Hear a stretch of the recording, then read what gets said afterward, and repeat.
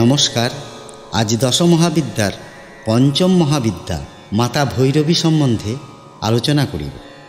সহস্র রবি কিরণোজ্জ্বল মা, ভৈরবের ভৈরবী তুই চামুণ্ডা মা। গলদেশে মুণ্ডমালা, কপালে শশীকলা, রক্তপদ্ম ত্রিনয়না, সর্বত্যাগী মা। রক্তলিপ্ত স্তনোদয় মা চতুর্ভুজা। পাপ নেমা, পুণ্য নেমা, নেমা অজ্ঞান, শুদ্ধ ভক্তি দেমা, আমায় দেমা সর্বজ্ঞান। ত্যাগের ধনে ধনী যে তুই মহাধনীবান। জয় মা, জয় মা ভৈরবী। ভৈরবী অর্থাৎ ভীষণ, ভয়ঙ্কর। স্ত্রীলিঙ্গে ভৈরবী ভীষণা, ভয়ঙ্করী। ত্রিপুর অর্থে তিনপুর, স্বর্গ, মর্ত্য, পাতাল, এই তিনপুর। এক্ষণে আমাদের দেহরাজ্যে পাতাল হইল মণিপুর হইতে স্বাধিষ্ঠান ও মূলাধার পর্যন্ত, অর্থাৎ নাভিস্থান হইতে লিঙ্গমূল হইয়া মূলাধার, লিঙ্গমূলের নিচে ও গুচ্ছদ্বারের উপরে 4 অঙ্গুলি সমতল স্থান পর্যন্ত।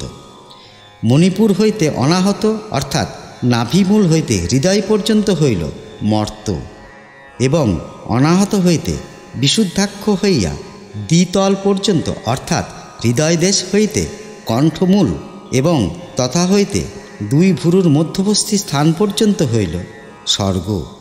মাতৃপুরী এই দেহরাজ্যে সর্বময় কর্তা। ইনি একাক্ষর রূপা ওঙ্কার। এর থেকেই সমগ্র ভুবন প্রকাশিত হইতেছে। ইনি সর্বসিদ্ধিপ্রদ সূক্ষ্ম বাক ও জগতের মূল কারণের অধিষ্ঠাত্রী।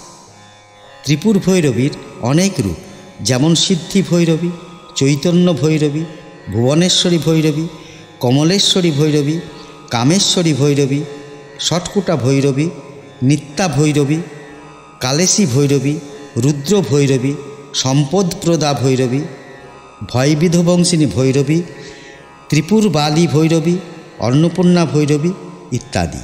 ইনি ত্রিনয়না, মুক্তকেশী, চতুর্ভুজা। বাম দিকের 2 হস্তে জপমালা ও পুঁথি, 2 দক্ষিণ করে বর ও অভয় মুদ্রা। উদীয়মান সূর্যের ন্যায় তাহার দেহকান্তি। ললাটে অষ্টমী তিথির অর্ধচন্দ্র। পদ্মপরি উপবিষ্টা, রত্নালঙ্কারে বিভূষিতা, রেশমি বস্ত্র পরিহিতা, অস্ত্রহীন 4 হস্ত, গলদেশে মুণ্ডমালা। ভৈরবীর ভৈরব কাল ভৈরব। ইনি ত্রিনয়না। 2টি নয়ন দ্বারা পার্থিব জগতের পরিদৃশ্যমান বস্তু নিশ্চয়কে, যথা গাছপালা, নদীনালা, পাহাড় পর্বত, প্রাণীকুল, পক্ষীকুল, স্থাবর জঙ্গম ইত্যাদি দর্শনযোগ্য বিষয়গুলি ভোগ করা যায়। আর তৃতীয় নয়ন যথা 2 ভ্রুর মধ্যবর্তী দ্বিতল নয়ন দ্বারা ব্রহ্মবিদ্যা লাভ করা যায়। তাই তো মা বলিতেছেন, হে আমার প্রিয় ভক্ত সাধক, তুমি দ্বিতল নয়নে মনোনিবেশ করিয়া আমার ধ্যানে মগ্ন থাকো, আমি তোমাকে ব্রহ্মবিদ্যা দান করিব। মা আরও বলিতেছেন, আমি মুক্তকেশী, আমার চুল বাঁধা নাই। কেশ অর্থে ক যুক্ত অযুক্ত ঈশ্বর সমান কেশ, এবং এই কেশ মুক্ত। ক অর্থে ব্রহ্মা, অ অর্থে বিষ্ণু এবং ঈশ অর্থে মহেশ্বর। আমি ব্রহ্মা বিষ্ণু মহেশ্বরকে মুক্ত করি, তাই আমি মুক্তকেশী। মায়ের হাতে জপমালা। এই জপমালা হইল জপযজ্ঞের আধার, ধারক ও বাহক। কলিযুগে জপযজ্ঞই হইল শ্রেষ্ঠ যজ্ঞ। এই জপমালাতে ইষ্টমন্ত্র জপ করা যায়। ইষ্টমন্ত্র জপের দ্বারা সাধক যদি মন লয় করিতে পারে, তবে অপার আনন্দ উপভোগ করে। তাই মায়ের হাতে জপমালা। পুস্তক হইল ব্রহ্মবিদ্যা। মায়ের স্মিত হাস্য হইল তাহার প্রেমময় করুণা। গলদেশে মায়ের মুণ্ডমালা। প্রকৃতই কি এগুলি নরমুণ্ড? যেহেতু এগুলি কর্তিত, তাই মৃত। এই মৃত নরমুণ্ডগুলির সংখ্যা হইল 50। প্রকৃতপক্ষে এগুলি হইল 50টি বর্ণমালিকা, 16টি স্বরবর্ণ ও 34টি ব্যঞ্জনবর্ণ। এই 16টি স্বরবর্ণ হইল যথাক্রমে অ, আ, হস্যই দীর্ঘই, হস্যু দীর্ঘ, রি, লি, এ, ঐ, ও, ঔ, অং, অহ। 34টি ব্যঞ্জনবর্ণ যথা ক হইতে ম পর্যন্ত 25টি বর্ণ, অতঃপর অন্তর্য র, ল, ব তালবস্য মধ্যেন্স দন্তেস্ব হ কয়মধ্যেশয়ে যুক্ত। এই 34টি বর্ণ লইয়া 50টি বর্ণ। এই 50টি বর্ণের দ্বারা শব্দ তৈরি হয় ও বাক্য গঠিত হয়। এই বাক্যের দ্বারা আমরা মনের ভাব প্রকাশ করি। যাহাই আমরা প্রকাশ করি না কেন তাহা সবই অনাত্মা ভাব। ব্রহ্ম ব্যতীত সবই অনাত্মা বা মায়া।